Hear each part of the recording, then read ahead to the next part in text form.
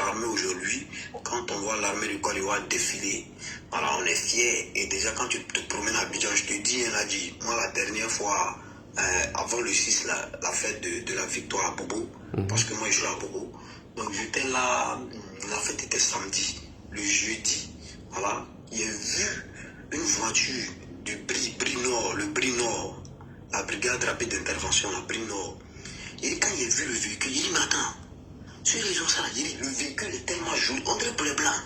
Ça dit que, il dit, mais attends, ça là, ça y est encore, il a commencé à sourire seul. Il souriait, il était tellement content, il était tellement fier. C'est ça. Quand un président à la tête d'un pays, on est le chef suprême des armées.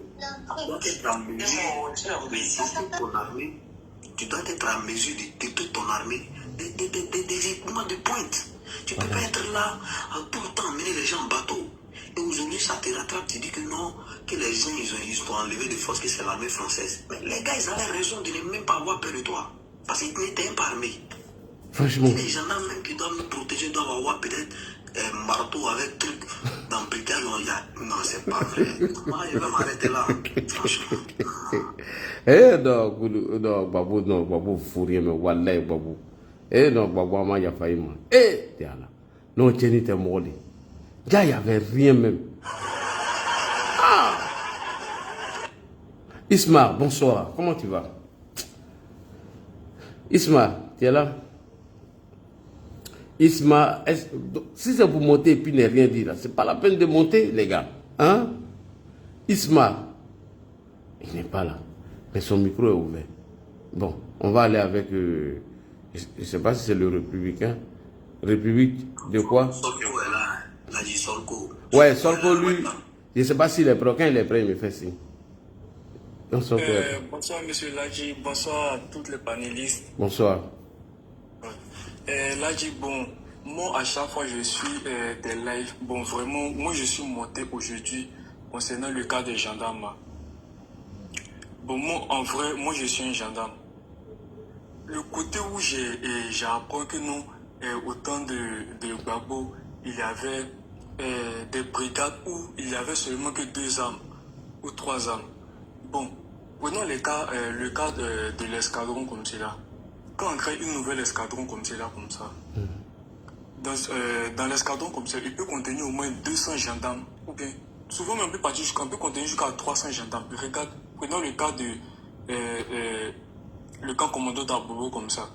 Imagine, il y a combien de gendarmes là-dedans quand on n'a pas fait le sport. Imagine. Moi, je ne suis pas à Abidjan, moi, je suis à l'intérieur, je suis à l'escadron du Okoué. C'est là-bas que moi, je suis.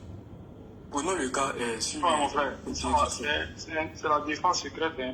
Ouais, faut faire attention. Non, il n'y a rien, c'est Dieu. Donc, c'est comme ça. On ne peut pas, dans un escadron comme cela, comment il peut avoir au moins 3 armes ou bien 15 armes comme ça pour un seul escadron? Imagine, il y a combien d'éléments? Je te jure. Bon, et puis, il y a des coins qui sont très, très hostiles. Il y a des coins qui sont très, très hostiles où nous, on part comme cela, là.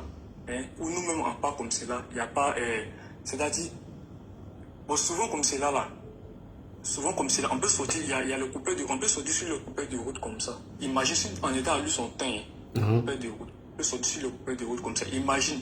C'est-à-dire, le coupé de route, eux, quand ils sortent comme cela, il n'y a pas fait de dire, ils vont essayer de viser sur vous. Non, eux, là, quand ils sortent, là, eux, ils mettent leur mode, ils mettent les Kalachnikov en mode rafale. Effectivement.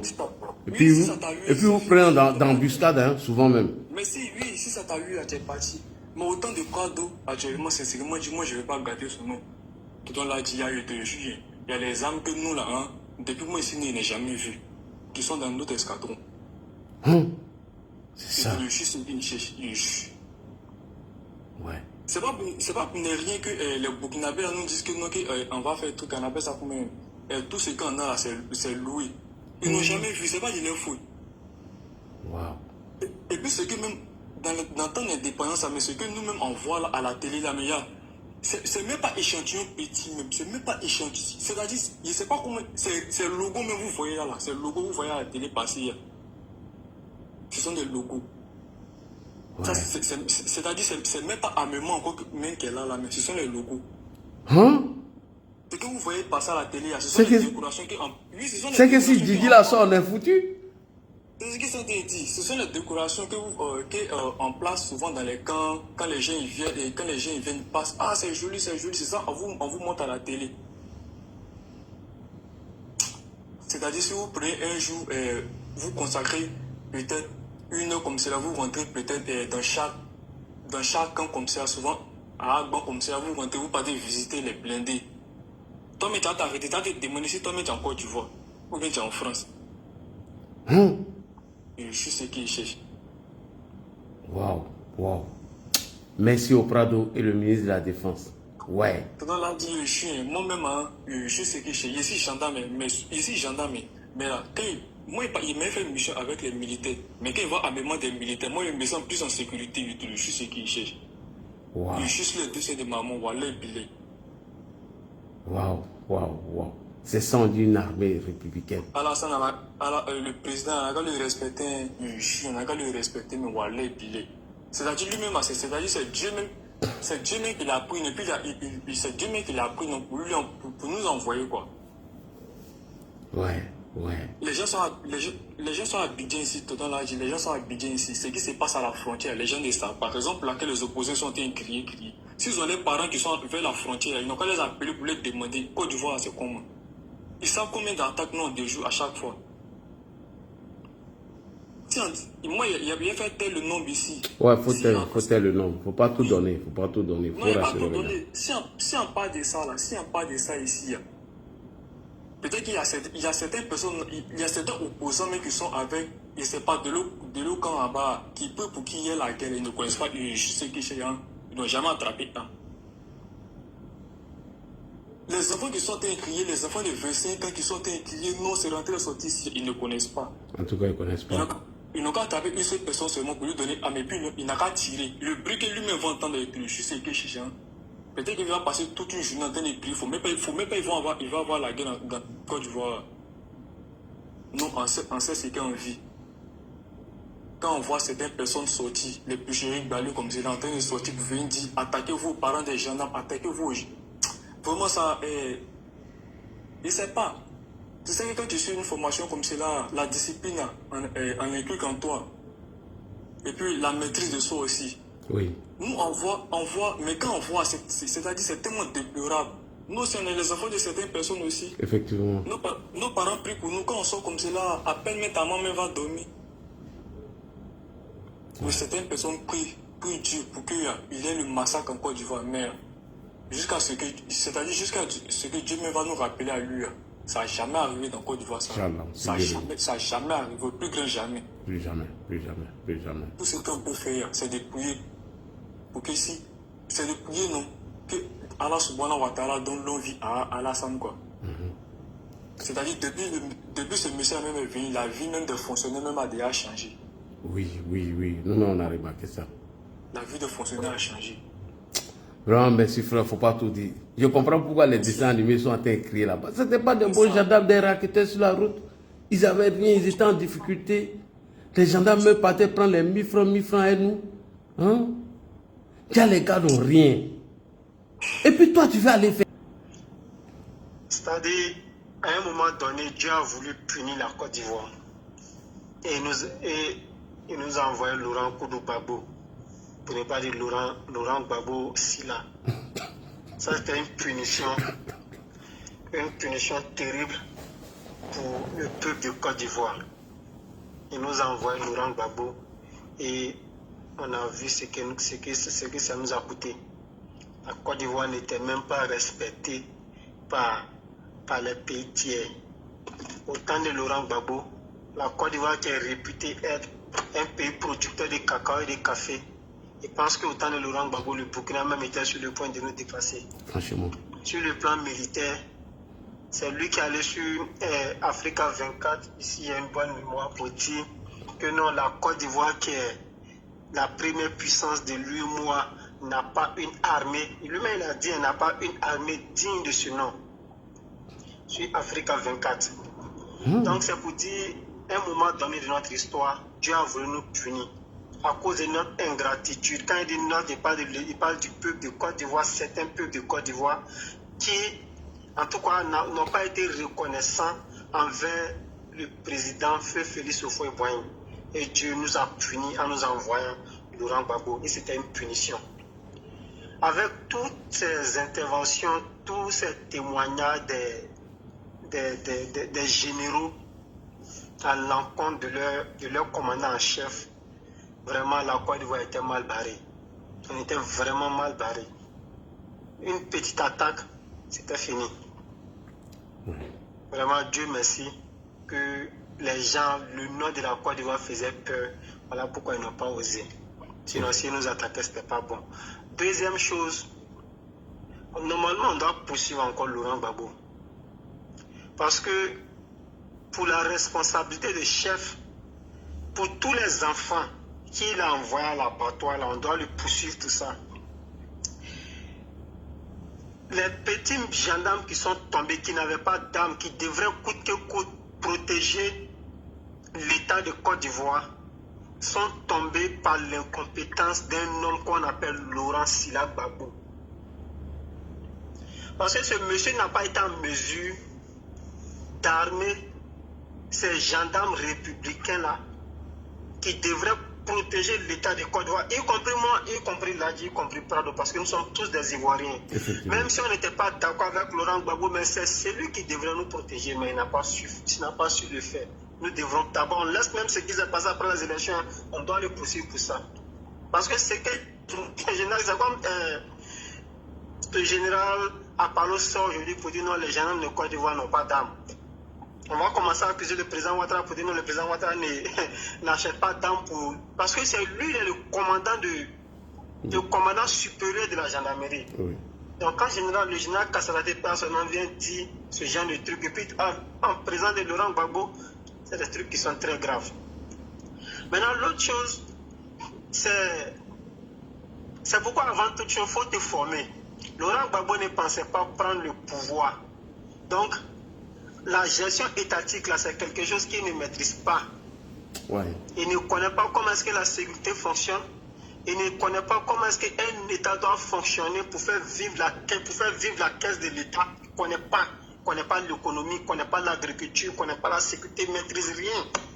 Maintenant, comme lui-même l'a dit, il est venu au pouvoir de façon accidentelle.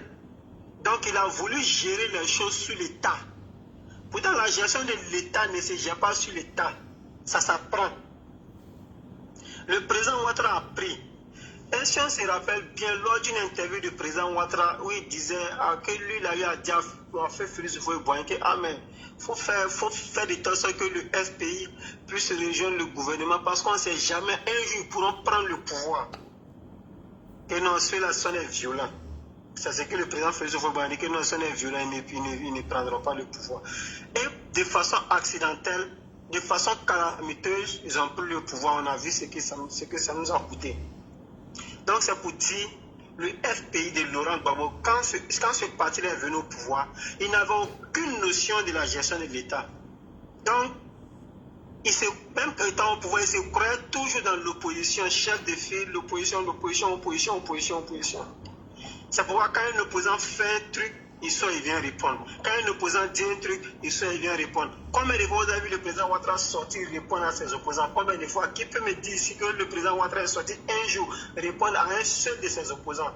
Il ne prononce même pas leur nom. Il n'a pas ce temps. Parce qu'il sait comment est-ce qu'un État doit fonctionner. Mais si Laurent Gbagbo a jeté la Côte d'Ivoire dans un trou noir, vraiment c'est malheureux. Pour terminer, je vais terminer sur, en tout cas, la manière dont le président Ouattara gère le pays, avec la bonne des manières. Parce que, comme je l'ai dit précédemment, chaque peuple mérite son dirigeant. Les Ivoiriens sont repentis. On a reconnu ce qu'on a fait à Félix Houphouët-Boigny. Et aujourd'hui, Dieu nous a envoyé le président Ouattara. Le président Ouattara est en train de gérer le pays. Moi, j'ai beaucoup de petits qui sont dans l'armée. Voilà, dans la gendarmerie, dans la police, il y a d'autres qui sont GSP. Donc je sais comment est-ce que l'armée de Côte d'Ivoire est tenue. Je sais comment est-ce que l'armée de Côte d'Ivoire est républicaine. Je sais comment est-ce que le président Ouattara, en tout cas, entretient cette armée-là. Loin de moi de dire que non, cette armée, bon, voilà, vient passer, mais c'est une armée républicaine. Et le président Ouattara sait que pour qu'un État puisse mieux fonctionner, pour que on te respecte partout dans le monde, il faut avoir une armée digne de ce nom. Si les gens ont peur des États-Unis, c'est pas parce que financièrement ils sont posés seulement sur le plan financier, mais sur le plan militaire aussi. Ah oui. Pour t'amuser, tu ne peux pas les attaquer. Voilà pourquoi c'est eux qui protègent l'Europe. Tu ne peux pas les attaquer. Parce qu'ils ont cette armée-là pour les protéger. L'Europe, c'est eux qui, même si on ne dit pas trop, mais c'est eux qui assurent la sécurité de l'Europe. Parce qu'ils ont cette armée-là. Maintenant, si on se base seulement sur le plan financier, les gens vont dire, bon, économiquement, ils sont puissants, on peut les attaquer. Ils ne peuvent pas oser parce qu'ils ont cette armée-là. Le président Ouattara travaillait à cela. Et c'était le premier de ses objectifs. Oui. Travailler à ce que l'armée soit républicaine, l'armée soit tenue. Et aujourd'hui, nous avons une armée républicaine. Vous avez constaté pendant le coup d'État que les opposants voulaient faire en 2025, on a vu comment est-ce que l'armée a maîtrisé ça sans aucun incident. Autant de Laurent Gbagbo, c'était des charniers. Autant de Laurent Gbagbo, c'était des gens dont on trouvait leur corps criblé des balles partout dans la rue, avec les petits armes qu'ils avaient, parce que l'armée, la majorité n'était pas, cette armée n'était pas républicaine.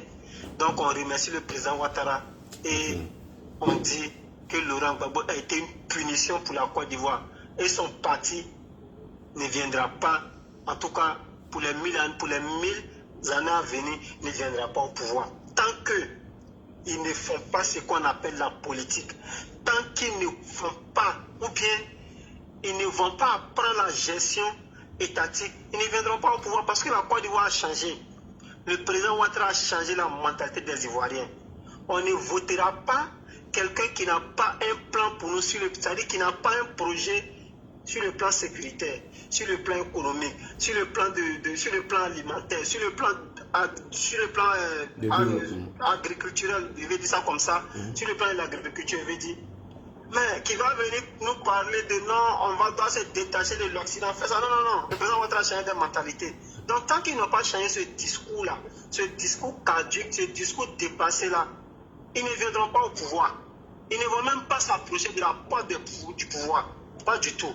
Donc, pour terminer, je remercie ici toute l'armée de Côte d'Ivoire, toutes les forces de l'ordre et de sécurité de Côte d'Ivoire, commencer par leur premier responsable, le président Ouattara, le ministre de l'Intérieur, Vagondo, le ministre de la Défense, Téné Drema Ouattara, et leurs différents responsables, le général Apollo Touré, le général Kouyaté, qui font un travail colossal, vraiment, en Côte d'Ivoire, qui protègent nos parents aux différentes frontières, qui empêchent les ennemis extérieurs et intérieurs de venir perturber la quiétude de nos parents. Vraiment, que cette armée-là soit saluée. Et je salue de façon particulière le général Apollo Touré. Envers les législatives.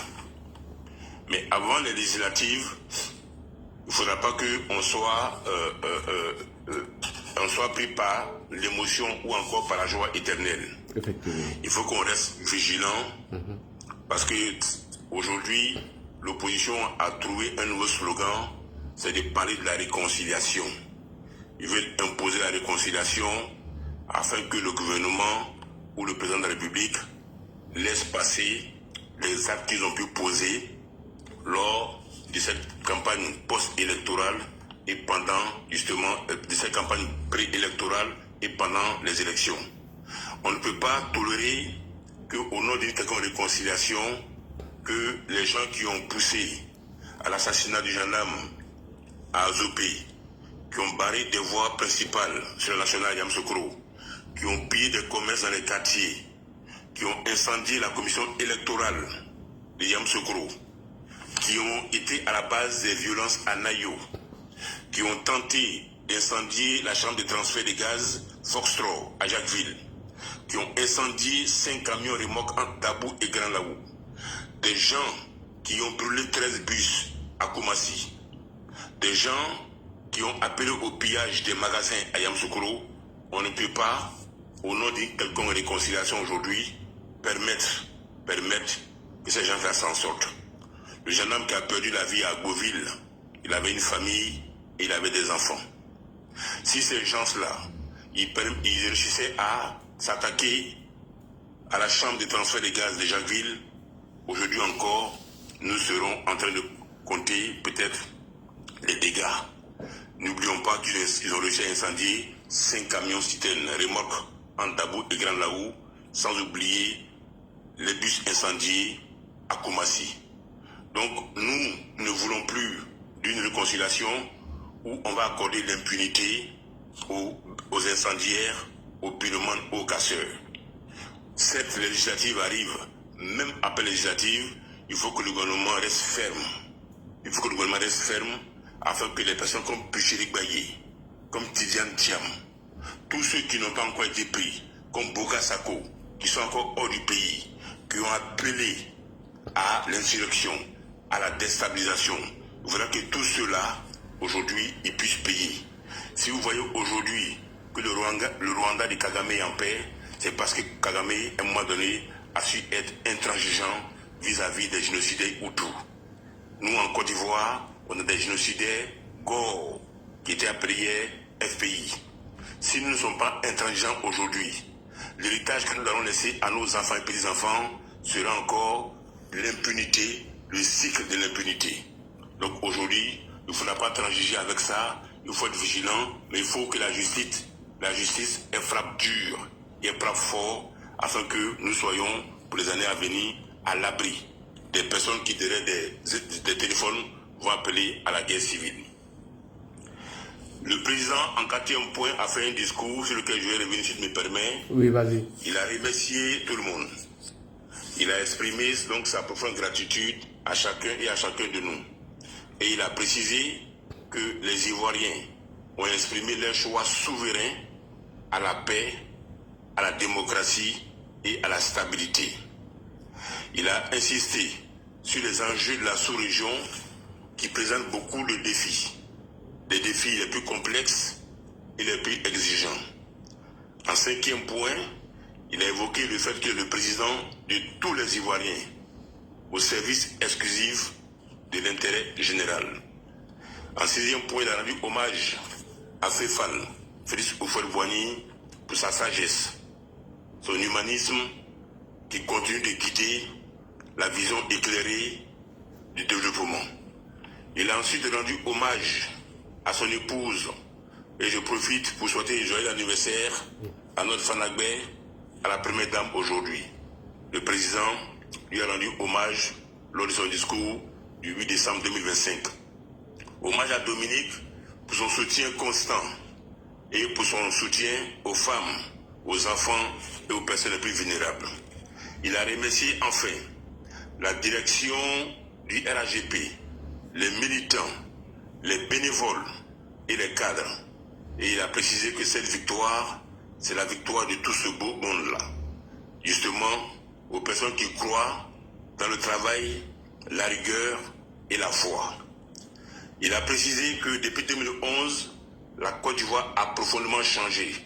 Contrairement à ce que les Gore font croire sur les panels, que rien n'a changé. Alassane Ouattara, dans son discours, a rappelé que depuis 2011, la Côte d'Ivoire a profondément changé. Il a réussi à restaurer l'autorité de l'État. Il a réussi à consolider la paix. Il a renforcé la sécurité sur l'ensemble du territoire et tout cela accompagné par une forte croissance. Quant aux défis qui s'annoncent à nous ou qui s'imposent à nous, il a parlé encore de la sous-région. Et la sécurité dans la sous-région reste fragile en évoquant le terrorisme persistant et le cas des cyberterrorismes qui restent aujourd'hui une menace présente et permanente. Les cyberterrorismes, pour ceux qui ne savent pas, ce sont les communicants de l'AES, ce sont les terroristes, ce sont les Gore qu'on entend passer par là sur les panels. À côté de ça aussi, il a placé les jeunes et les femmes au centre de son programme, notamment au niveau de la santé, de l'éducation et de la formation professionnelle. Il a rappelé la devise de la Côte d'Ivoire, l'ami de tous et l'ennemi des personnes.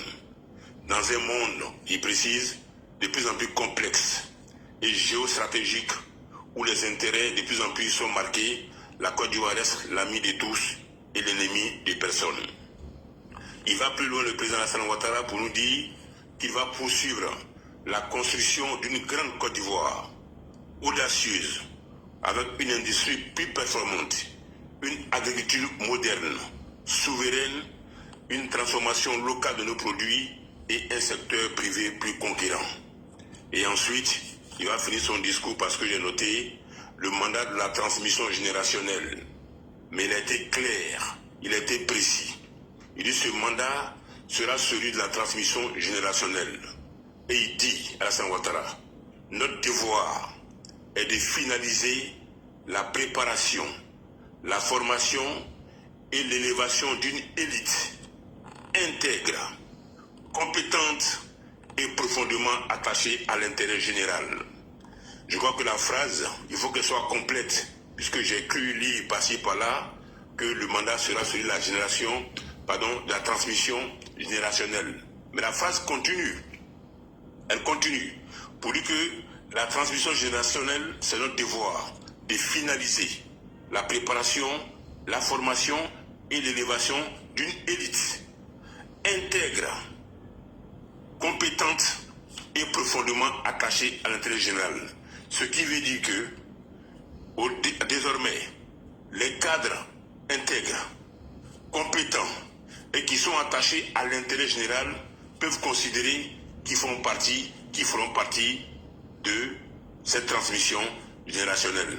Ce n'est pas tout le monde qui sera appelé justement à succéder à Alassane Ouattara. On parle ici de personnes intègres, compétentes et profondément attachées à l'intérêt général. Voilà ce que j'ai pu retenir donc du discours du 8 décembre dernier. Alors ceci dit, on a entendu monsieur Kone Katina, au nom donc du PPACI, faire un discours au nom de Nali Bamba via Gbagbo pour nous expliquer que Laurent Gbagbo en 2025, en décembre 2025, ne savait pas qui était le père de la rébellion.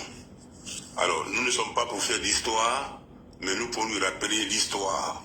Peut-être qu'à force de l'âge, il a perdu certaines données. Si Nali Bamba n'a pas eu le temps de lui rappeler quand bien même était africain numéro 1, si Kone Katina n'a pas eu le temps de faire ses recherches quand il était en exil au Ghana, nous accordons le plaisir de rappeler à Gbagbo qu'en tant qu'historien, il était censé connaître les pères de la rébellion. Les pères de la rébellion pour les témoins, pour nos petits frères, pour l'histoire, nous allons prendre 3 séquences avec la permission de Ladi. Oui, vas-y. La rébellion en Côte d'Ivoire a 3 pères. Et ces 3 pères-là ont accouché d'un dernier qui s'appelle Soro Guillaume Théodule dans l'AES. Les 3 pères de la rébellion, avec précision. C'est l'histoire, comme Oufé Boyen disait, c'est un témoignage. Et le témoignage, il est nu. Et on ne peut pas le maquiller, le témoignage. Et au nom de cette histoire-là, nous devons dire à nos petits frères que la rébellion commence ainsi. Le premier père de la rébellion s'appelle Henri Konan Bédié. Le deuxième père de la rébellion, c'est le tandem Gueye-Robert Laurent Gbagbo. Le troisième père de la rébellion, c'est Laurent Gbagbo. C'est ceux-là qui vont donner naissance à Soro Guillaume. Pourquoi Henri Konan Bédié? Henri Konan Bédié, il est accompagné dans sa tâche. Parce qu'il faut qu'on rappelle le PDCI. Qu'est-ce qu'ils ont posé comme axe dans ce pays? Pour qu'on en arrive au 19 septembre. Raison pour laquelle nous ne pouvons pas parler d'histoire de la rébellion sans évoquer Henri Konan Bédié et le PDCI. Bédié était accompagné par Émile Constant Bombi, qui est encore en vie aujourd'hui. Bédié était accompagné par Faustin Kwame, qui est encore en vie aujourd'hui. Bédié était accompagné par Tapé Koulou. Bédié était accompagné par le silence de certains religieux. Pour écarter Alassane Ouattara, Bédié n'avait pas trouvé mieux, Bédié et le PDCI, à mettre en place l'ivoirité. Le 7 décembre 1993, pour les petits frères qui nous écoutent, Bédié va se proclamer président de la République en direct du journal des 20h, animé ce jour-là par le journaliste Denis Messan. Le 9 décembre 1993, Alassane Ouattara rend la démission de son gouvernement et il part aux formalités internationales. Nous sommes en décembre 1993. Le 22 janvier 94, quand Oufoué, entre-temps, a passé l'arme à gauche. Lorsque Alassane Ouattara, le 22 janvier 1994, vient en Côte d'Ivoire pour les funérailles du Fouel-Boigny, à l'aéroport, les partisans de Alassane Ouattara sont gazés. Nous sommes le 22 janvier 1994.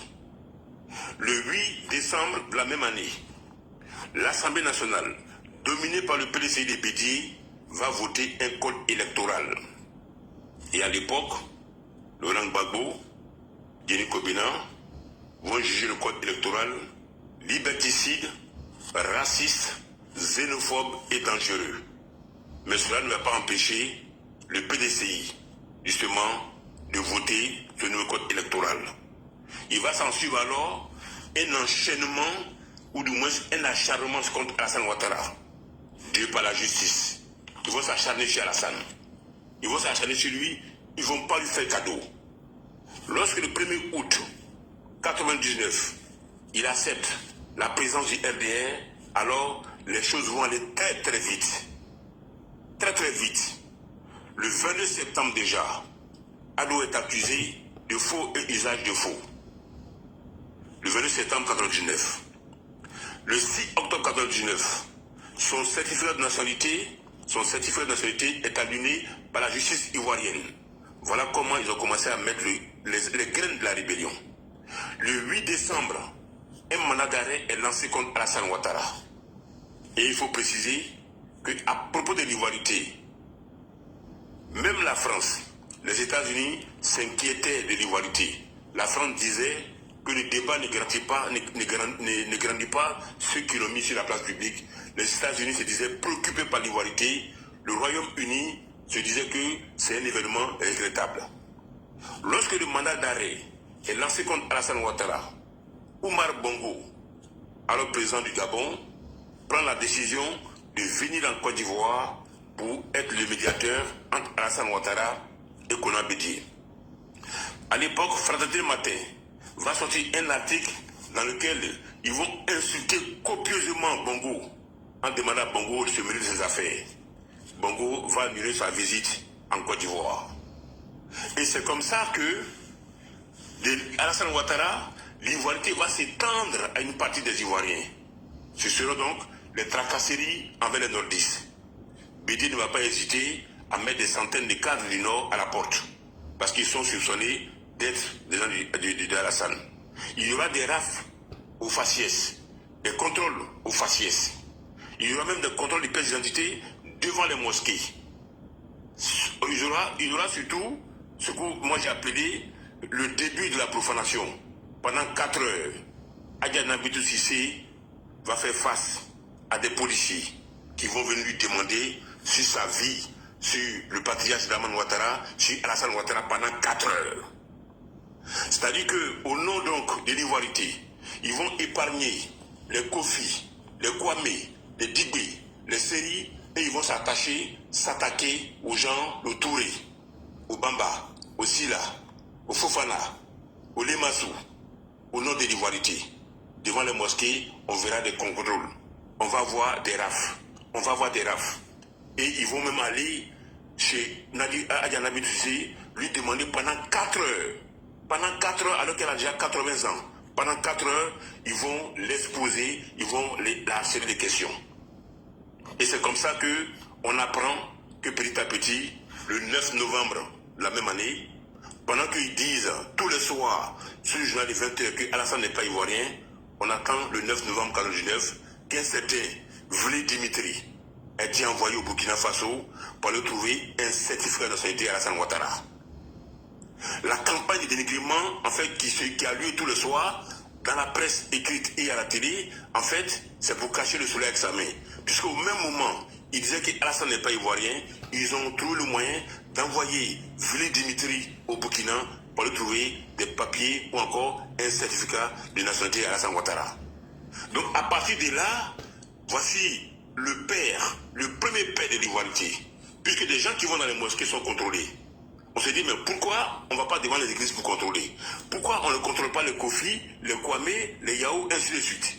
Ceux-là, ils sont épargnés. Mais c'est seulement ceux qui portent des noms nordistes, qui sont proches ou soupçonnés être proches de Alassane Ouattara, c'est ceux-là qui sont persécutés au nom donc de l'ivoirité. C'est dans ces conditions-là que le 24 décembre est arrivé. Donc le deuxième père de l'ivoirité, c'est la transition militaire. Le tandem Guéhi Robert Père Sonam et Laurent Gbagbo. Lorsque Guéhi arrive, le 4 janvier déjà, Guéhi fait son premier gouvernement. Et ce gouvernement-là, il appelle tous les Ivoiriens à y participer. Mais Gbagbo, c'est le premier, le 4 janvier, qui va faire une déclaration tonitruante pour dire que si c'est un coup d'État RDR, qu'on nous le dise. Et à partir de là, Gbagbo commence déjà à bidouiller, à bricoler, à saccager la transition. Le 5 janvier 2000, lorsqu'il y a eu le premier conseil des ministres, le FI n'est pas parti. Mathias Zio n'est pas parti également. Guéhi a été obligé de remodifier pour ajouter encore 2 portefeuilles au FI afin qu'ils puissent participer au conseil des ministres. Mais au sein de la transition, pour aller un peu plus vite parce que les faits sont là, Guéhi va procéder à une épuration politique et militaire. Parce qu'entre-temps, Guéhi a pris attache avec Charles Taylor. Donc Guéhi va demander à Taylor de lui envoyer des personnes, des militaires.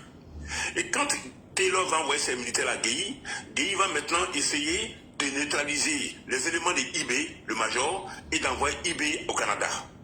Parce que Guéhi connaissait Taylor depuis les années 90 quand il était encore chef d'état-major. Et c'est comme ça que Guéhi, avec l'appui de Gbagbo, va s'appuyer maintenant sur les gens de Taylor, neutraliser les vieux fausiers qui seront torturés, les shérifs, la grenade et bien d'autres. Ces tortures-là vont aboutir au décès, à la mort de certains militaires. Parce que Guéhi, désormais, il est adossé justement aux éléments donc, de Bokayapi, mais aussi aux mercenaires sierra-léoniens et libériens qui étaient proches de Taylor. Et il va aller plus loin dans un discours le 17 septembre 2000, quand Guéhi va dire que le temps de la plume est passé, nous sommes maintenant à l'heure de l'épée. Curieusement, il va avoir ce qu'on appelle le complot du cheval blanc, qui va couronner tout ce que Guéhi et Gbagbo ont mis en place. Parce que dans le documentaire « Il était une fois à la Côte d'Ivoire », Gbagbo dit clairement qu'il y a un deal, il y a eu un deal entre lui et Guéhi. Et ce deal-là, lui devait coûte que coûte aller aux élections, lui Guéhi, et être accompagné de Gbagbo. Donc le complot du cheval blanc, ça sera la matérialisation de la complicité de Guéhi et de Gbagbo. Dans la nuit du 17 au 18 septembre 2000,